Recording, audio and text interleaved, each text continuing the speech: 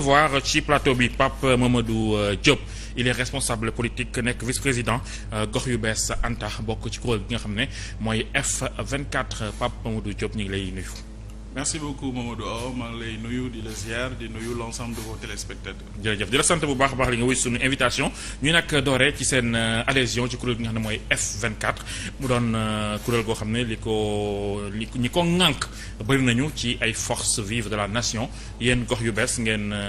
officialiser seen adhésion yàggul dara yaa ko amal ci ginnaaw bi nga xam ne mooy président coalition gox yu bees teewul ndax mën nañu xam un peu rek en résumé qu'est-ce qui vous a séduit train bi ngeen jël ko en cours lan la exactement qu'est-ce qui vous intéresse dans le projet bi nga xam ne F24 bi nga koy porté. waaw déjà merci beaucoup gox yu bees dafa nekk dans l'opposition c'est-à-dire que dafa ancré dans l'opposition. Donc c'est normal que bépp combat de principe bépp combat boo xam ne day renforcer la démocratie sénégalaise gox yu bees daal di ci bokk daal di ko signer. Donc nous on a pris le temps parce que naturellement responsable yu ci bari jour bi nga xam ne moom la ñu signé. dañoo amoon ay déplacement professionnel moo tax mënuñu woon a ñëw le jour J mais li ëpp solo mooy gox yu bees jël na charte bi xam ne quatre points yi nga xam ne moom moo ñu tënk mooy le départ de Macky Sall la libération premièrement bi départ de Macky Sall donc mooy moom amul droit présenté wu ci troisième candidature beneen bi moom mooy la libération des détenus politiques mooy Macky Sall topp gi nga xam ne moom la singali Pastef ak ñu ci bëri ci opposition bi troisièmement bi moom mooy la suppression de l'article L29 L30 et L59 du code électoral nga xam ne day éliminer d'emblée des candidats yoo xam ne waroon nañoo bokk mais ci pexey Macky Sall fexe na bu dugal ci loi yi loo xam ne mënuñ cee bokk beneen bi ci topp nag moom mooy fexe ba organiser on est à peu près 7 à 8 mois de l'élection présidentielle ñu mettre en place toutes les conditions adéquates pour que ñu mën a dem ci vers des élections apaisées ñëpp mën a participer. 4 points yi danañ ci ñëw benn par benn dafa am solo mais avant ñu koy développer da nga ma ne kuréel la goo xam ne l'opposition mi ngi ci gars yi ñu ngi ci naturellement foog ngeen bokk. ma bëggoon a xam parce que aussi baax na ay ndaw comme yéen yoo xam ne dañu prôner la politique autrement bu ne autrement mooy lu wuute ak li ñu fi tàmm di gis kuréel gi nga xam ne ñi ko ŋànk ñu ci bëri bu ñu ma tuddee ay dinosaures ay ñu yàgg lañ ñoo xam ne ils ont eu à atteindre leur limite ñenn ñi ont été sanctionnés dans le passé ñenn ñi mais yéen ngeen dugg ci noonu pour exister la wala vous avez pris le temps réellement de connaître ñi nga xam ne ñoom ñoo composé googu kuréel. Effectivement xam nga ñun en fait bu ñu dugg see ci politique bi c'est-à-dire que dañoo bëgg a indi lu bees. maintenant nag booy indi lu bees doo ñëw nga daal di beru à côté di jéem a def say affaire bopp. Il est vrai que si on est dans l'opposition l'intelligence c'est de s'unir on ne peut pas chaque entité politique nekk de son côté di def ay affaires. Parce que cela va dernièrement que les Sénégalais votent utile. Oui mais d'accord le vote utile mais ñun en fait damay yeggale rek le raisonnement c'est que bu ñu ñëwee ci politique indi lu bees nekkul rek ne dañu beru def suñu affaire boobu au moins ñi nga xam ne parce qu'il y a des gens qui ont fait cette erreur à un moment donné en disant que duñu ànd ak diw duñu wax ak diw duñu kii au final fan nañu retrouver wu mooy ànd ak ñi nga xam ne waxoon nañu duñu ànd ak ñun tant qu'on reste sur les principes te li nga xam ne moom la F24 tëral mooy les 4 points yi ma la fi cital loolu ay principes yoo xam ne képp kuy démocrate war nga cee taxaw war nga cee bokk war nga koo gunge surtout nag soo fekkee ne day renforcer sunu unité ñun ñi nga xam ne dañoo nekk ci opposition bi nga xam ne principal combat bi moom mooy lutter contre la troisième candidature bi nga xam ne en 2012 amoon na ay mort am ci résultat yu catastrophique la jural démocratie sénégalaise ñu toogaat 10 ans 11 ans après ñu koy def donc loolu war na kuréel gu nekk ak loo mën di woote souverainiste nga jeunesse nga da ngay soog a dugg panafricain nga lépp nga da nga war a dugg soobu ci xeex boobu. mais est-ce que yéen ni ngeen ci duggee motivation yi ngeen am la ñeneen ñi am foofu laa bëgg a waxee en fait maanaam. ñu bëri tey jii ni ils ont intérêt à ce que ñeneen ñi appuyer leen. parce que sans ça xëy na duñ ci génn yéen les 4 points yi ngeen cité dëgg la am na ci ñaar yoo xam ne yu am solo la yoo xam ne sax mënta ñàkk mooy bi ngeen mujjee wax. mooy organisation yoo xam ne élection yu tegu ci yoon. voilà bi ci njëkk aussi mooy que ne troisième candidature bi ñu bañ ko mais les deux autres yi nekk ci biir ça fait l'affaire de certains responsables politiques yoo xam ne tey jii ils ont intérêt à ce que yéen ngeen dooleel leen. waaw mais d'accord mais principe pour démocratie mooy doomu sénégalais bu nekk bu ñu yegsee ci jongante mu ne moom mu daal di mën a bokk. ne bokk na mais li ñu gis moom mooy Macky Sall depuis 2012 benn stratégie la lal mooy utiliser la justice pour éliminer des adversaires politiques loolu ñun dañoo jàpp ne nekkul yoon moo tax bu ñu ko dugalee ci biir point yi nga xam ne moom la ñu xeex war nañ ko def. ñi ñuy éliminer aussi est-ce que jël ngeen temps xool leen le projet lu mu doon. d'accord c'est pas un problème ça aussi. mais ñu ngi ciy ñëw moo tax ñun bu ñu duggee ci mouvance yu mel nii. ci dynamique yu mel nii. mooy c'est une dynamique de l'opposition mooy ñi nga xam ne d'accord ñu ak ni Macky Sall di doxalee politiquement et sa trajectoire économique. Donc ñun bu ñu ci duggee am nañu ay xalaat yoo xam ne dans F24 bari ki démb rek nañu am réunion bu yaatu boo xam ne leader yëpp ñëwoon nañ macha allah ñu waxtaanee réellement direction yi ak action yi nga xam ne moom la ñu jël. gox yu bees avec sa conception et sa philosophie d'une nouvelle trajectoire politique la ñu fa proposer. lu am solo la mooy fexe bo stabilité am mooy fexe bo démocratie bi ñu daal di ko gën a ñoŋal. wante aussi ñu bañ a tomber ci même travers yi nga xam ne moom moo ñu kii c'est-à-dire ñun ñëpp ñu installer benn mentalité wu voter tous contre Macky Sall après n'importe qui prend le pouvoir. Nous dans notre position. On a même proposé ça dans les commissions. Tous sauf Macky, on l'a eu. Tous contre Macky, c'est une grave erreur. On a eu à vivre ça dans le passé. On a eu à vivre ça, c'est-à-dire que les Sénégalais n'ont jamais voté pour un projet, mais ils ont toujours fait du folle. Maintenant, en fait. Il est temps de faire du folle en intégrant de manière urgente le choix du meilleur programme de la meilleure vision qui gouvernera mais justement, le pays à partir de point boobu noonu dafa am solo fal bi ngeen di wax nii parce que tey jii nii bu ñu nee fal xëy na dañuy dem ci loo xam ne xamuñu ko ku bees lay ñëw ku bees lay doon ki fi nekk déjà xëy na am na ay problème am na ay erreurs mais est-ce que aussi yéen gox yu bees je sais pas ba xam da ngeen am candidat en 2024 bu jógee ci seen ay rang mais li mu wax mooy dans l'opposition aussi est-ce que vous avez eu le temps de voir les profils les propositions ak aussi surtout ki nga xam ne moom moo koy incarné yooyu projet maanaam est-ce que voilà duñ fi jëlee nit indi fi koo xam ne problème lay doon aussi non d'ailleurs c'est l'interrogation majeure avant même d'intégrer la plateforme c'est de dire que si c'est pour voter tous contre Macky Sall et laisser n'importe qui prendre le pouvoir nous on ne peut pas le cautionner moo tax bi ñu dugg see rek dans la plateforme dañoo proposer ne il y avait 4 commissions finances juridiques etc communication etc mais nous on a proposé l'intégration ou bien la création immédiate d'une commission qui s'appelle orientation programmatique orientation programmatique boobu noonu li ñu ci soxla mooy candidats yi les prétendants ñi nga xam ne ñoom jàpp nañ ne dañu dem déposer yi seeni candidats que l'on commence le débat que F24 bañ a nekk rek waaye na fi Macky Sall jóge wante aussi mu renforcer le débat en interne entre les différents candidats yan proposition nañu am suba ci li nga xam ne moom nañu xeex parce que loolu dafa am solo je pense que ni si M23 mbola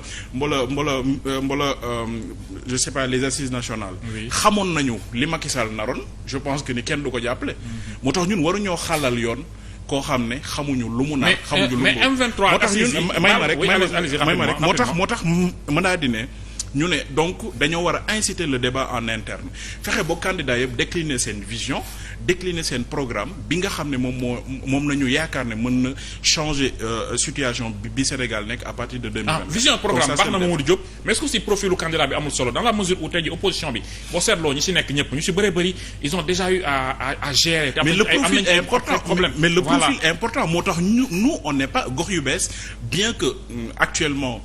Nous on n'a pas l'orgueil politique en se disant que ñun dinañ nekk candidat en 2024 non on n'a pas encore les prérequis déjà sur le maillage national bi nga xam ne war nañ ko def bien que ni am nañu on était présent pendant les élections locales vous avez eu vraiment dans 58 villes du Sénégal on a eu plus de 63 000 voix on a eu plus de 5 maires on a eu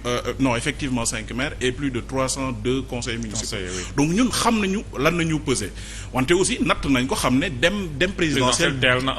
teel na jotagul donc nañu xaar maintenant l'autre option maintenant c'est de soutenir un candidat que l'on pense être le candidat du changement avec un programme je dis même soutenir un programme pour que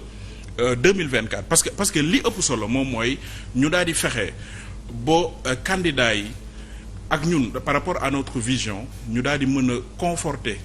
moom vision bi mu am ak ñun sunu vision par rapport au développement par le bas par rapport à l'autonomisation des communes nga xam ne mooy sunu point central ci sunu vision donc ñun il faudra que d'abord ñu xam kan ak kanay nekk candidat bu ñu ko xamee ba pare ñu xam ñoom ya projet nañu nañu dëgtal askan bi ñu daal di ko jël conforter ko ak ñun sunu vision. su fekkee ne ànd na. mais on apportera le soutien. Macky Sall bi ngeen di dénigrer jamono jii nii la ngeen koy reprocher parce que boo seetloo ñi mu am en face aussi duñu ay saint moo ko mën a tuddee noonu Khalifa Sall il a été condamné même si la justice am na lu ñu ci mën a wax pour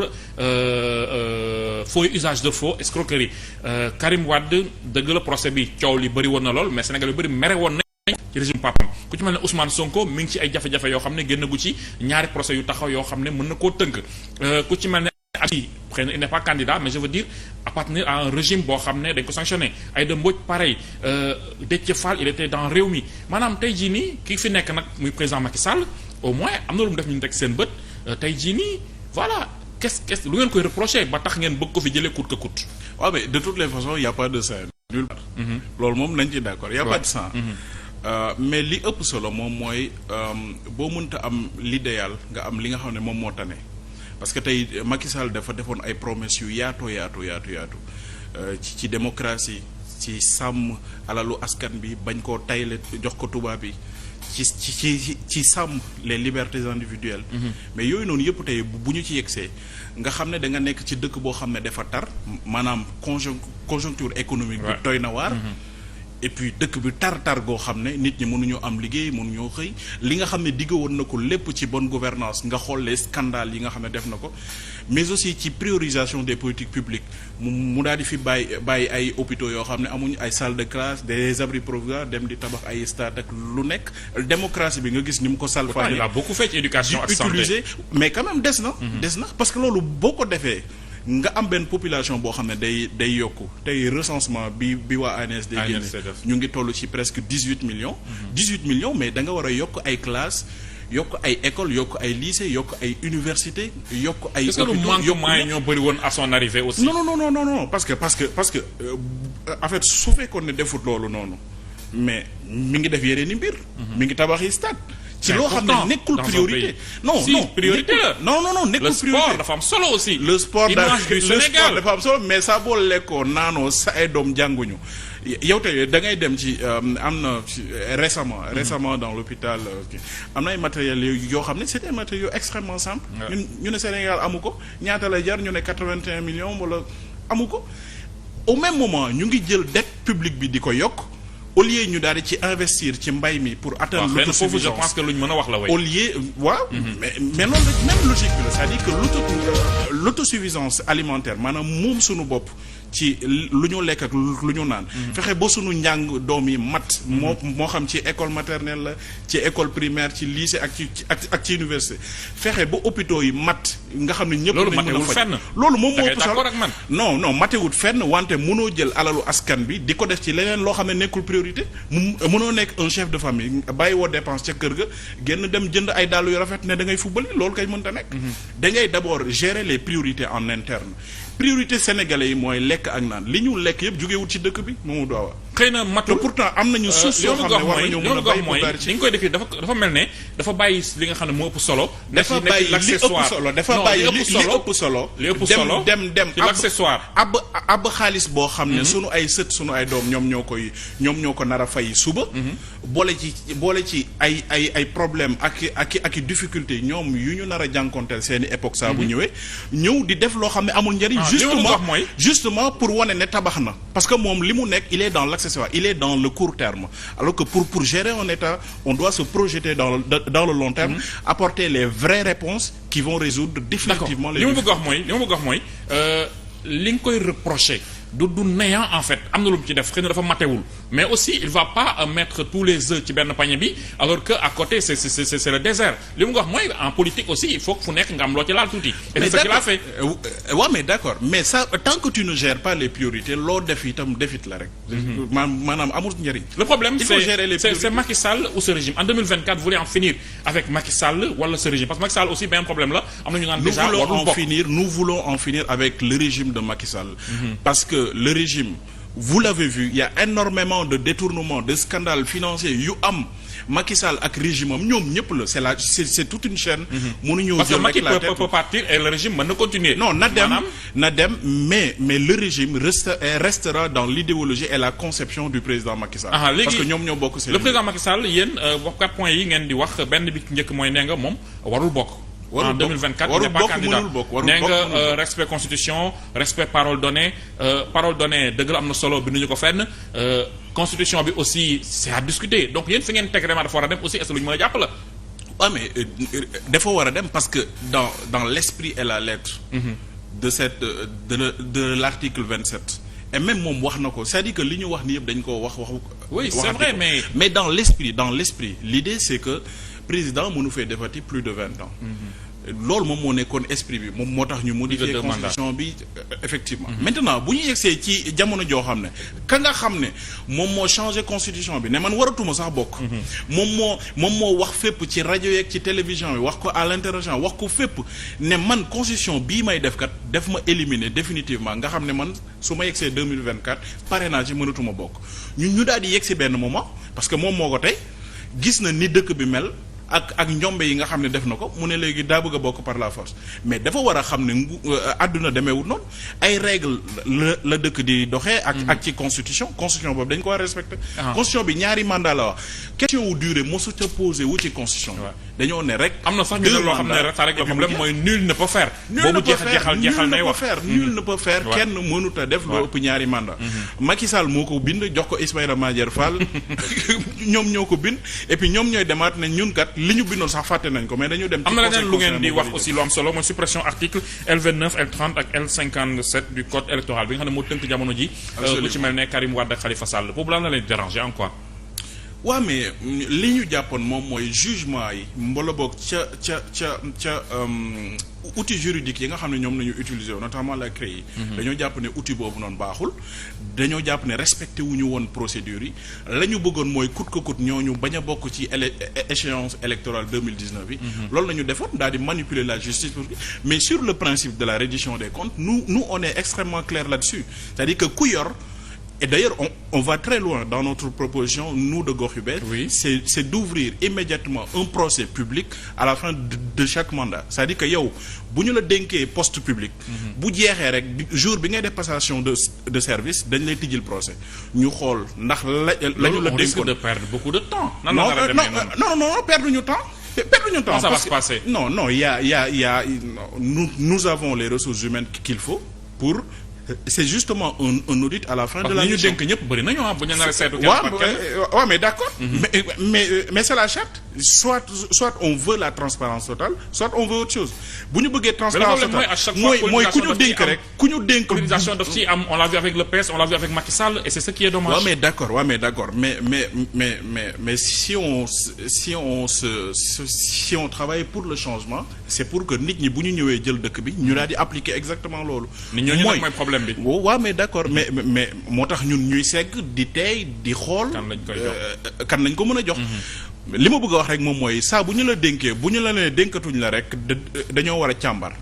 loolu moom mooy principe bi. jour bi ñu la tàmbalee dénk ak jour bi muy jeex ñu xool diggante boobu la nga fa yor est-ce que ànd na sàmmonte na ak règle yor yi. avec Macky Sall certains même ne déclarent pas leur patrimoine alors que lu jaadu la. mais règle yooyu noonu ñu ngi fi problème yi commencé. règle yooyu noonu ñu ngi fi mais ñi koy respecté bariwul. te président bi du wax dara administration bi du wax dara kenn du la topp. mais malheureusement cette hyperpolitisation de l'administration de la justice de toutes les institutions loolu moom moo def que ni règles yi nga xam ne bind nañ ko mu baax kenn du ko respecter parce que justement mën na indi des impacts politiques pour le président de la République nga xam ne am na loo xam ne aussi bokk na ci seeni bëgg-bëgg mooy libération des détenus dits politiques loolu bu ko wax Pastef waxee mën naa d'accord ak ñoom parce que seen ay militants lañ ñu ci ëpp bu ko waaye Yewwi Askan Wi waxee ba tey mën naa d'accord mais yéen Gox Yu Bees xaaruma leen foofu en fait parce que ñun ñi jàpp c'est les détenus politiques waaw mais loolu moo lay woon ne ñun xeexuñu pour sunu bopp c'est-à-dire que principe yi ñu xeex. nit du taal Auchan jàmbur wala kër jàmbur ñu détenu politique la. d'accord mais ci ki mu mën di dal ñun principe bi nañu défendre maanaam défendre ñu nit ki. mais ñun mënuñoo gëmm sunu bët ci jaay doole gi Macky Sall nekkee ci dëkk bi jëmale ci waa Pastef jëmale ci président Ousmane Sonko. mais loolu mënuñ cee gëm suñu jóge woo France ñëw ñu teg la loxo. dafa flagrant jóge woo France ñëw ñu teg la loxo. parce que waxoo li gars yi wax defoo li gars yi di def. là c'est vrai man waxuma li gars yi wax defuma li gars yi mais gis nga bu ñu bëggee apaiser dëkk bi yenn mbir yi waruñ cee yegg. c'est-à-dire que dëkk bi am na ñu muy doxee am na ay lois ak i règlement mais ñooñu dañoo nekk dans une stratégie de riposte parce que Macky Sall li mu leen teg moo diis ci bundu xatal ci tracer ay nit yónni les renseignements ñu leen di topp jour et nuit mënatuñoo développer seeni activités là tu as vu le président Ousmane Sonko est justement sorti pour faire son émeku tour il y a tout l'arsenal juridique qui s'est réveillé d'un coup pour ñëw daal di ko arrêté. Il est dans la provocation aussi de temps en temps. Je ne sais pas. Il est homme d'État bëgg a nekk président ëllëg. Je ne sais pas ñu ne la waroo génn réew mi nga ne génn naa maa ngi Gambie même si on sait que Gambie biir Sénégal la bokk. yu mel noonu aussi homme d'État est-ce que attitude am la. mais moom en fait il a le droit d'exprimer sa liberté de mouvement. En violant la loi. Non,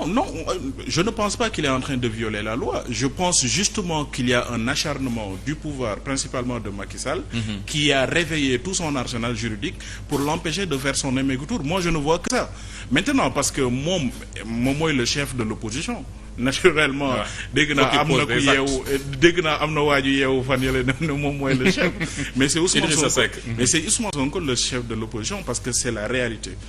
loolu la fépp wone donc man li may gis moom mooy c'est un acharnement te loolu sax benn pas la pour aller vers un dialogue parce que mënuma jàpp ne yaa ngi acharné wu ci benn opposant di ko teg lu métti di ko teg lu diis ba ñëpp daal di ci teg. vous êtes pour le dialogue nga daal di pare indi sa benn dialogue alors que yow kii nii yaa ngi koy sonal. gox yu bees dialogue bi lu ngeen ci wax rejet systématique wala yéen a ngi xool.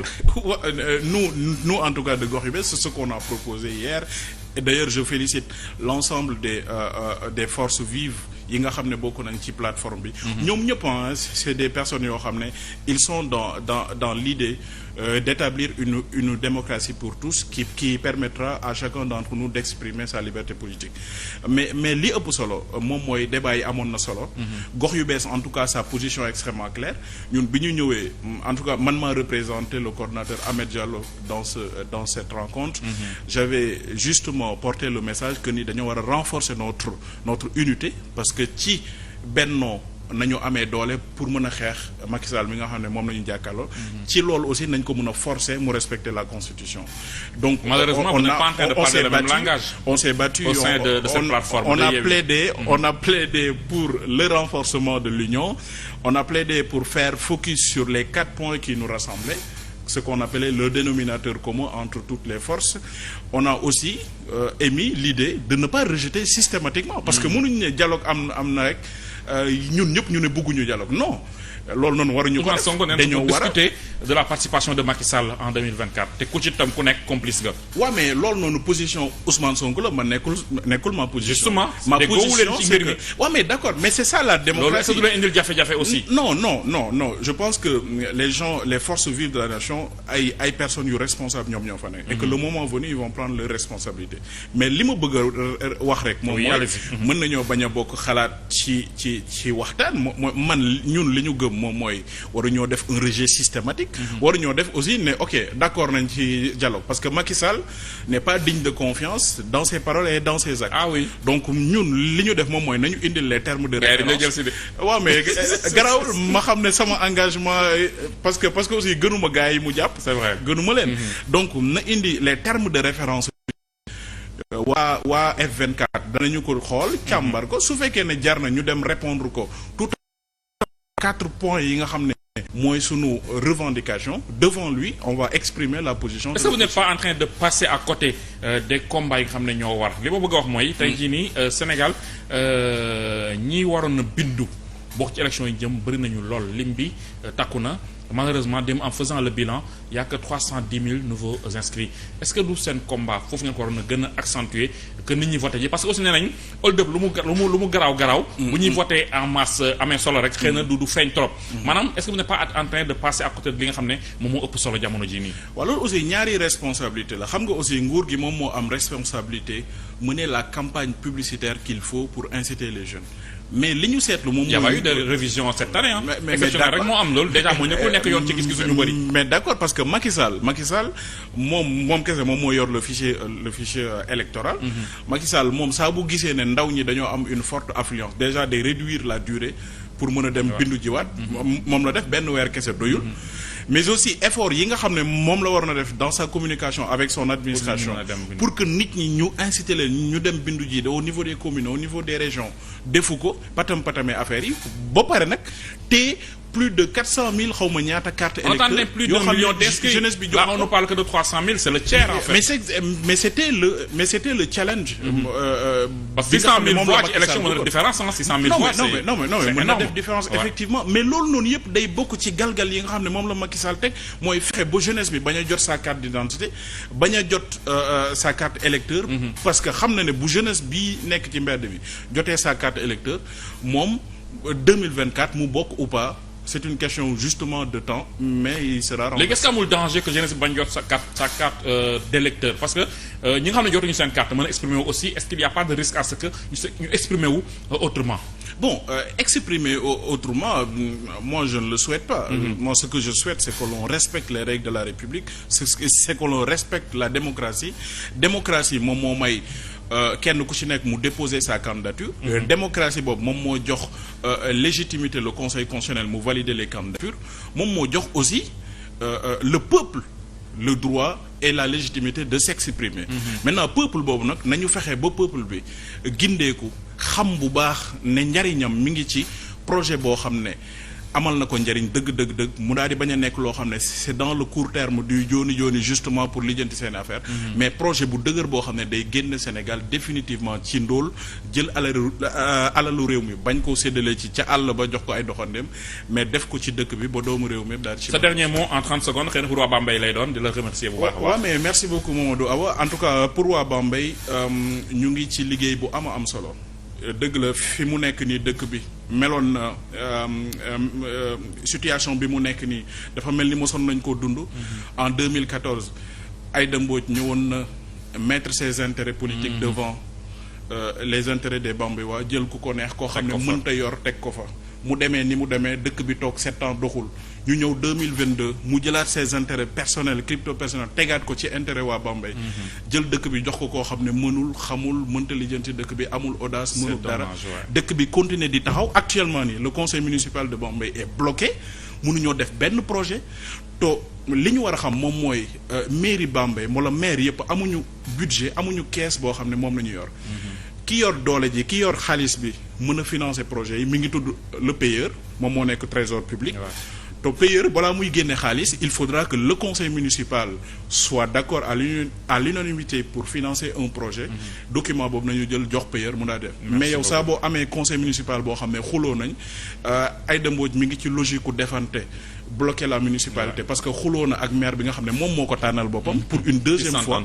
et puis on est actuellement en train de vivre les mêmes populations les mêmes problèmes et que askanu Bambey ñu ngi ci coono yu bëri moo tax ñun suñu responsabilité mooy bañ a xaar ba 2027 ñun ñu ñëwaat di laaj mais nekk ci côté askan bi pour que jafe-jafe yi nga xam ne maire Mbodj moo leen ko teg ñu daal di ko jërëjëf di la sant bu baax jërëjëf Pape Mamadou Diop moo nekkoon sunu gan vice-président gox yu bees Anta responsable politique fële ca Bambey ñu koy sant ci disponibilité bi ak leeral yi dig daje suba ak jàmm incha allah à la même heure jaa ngeen jëf merci beaucoup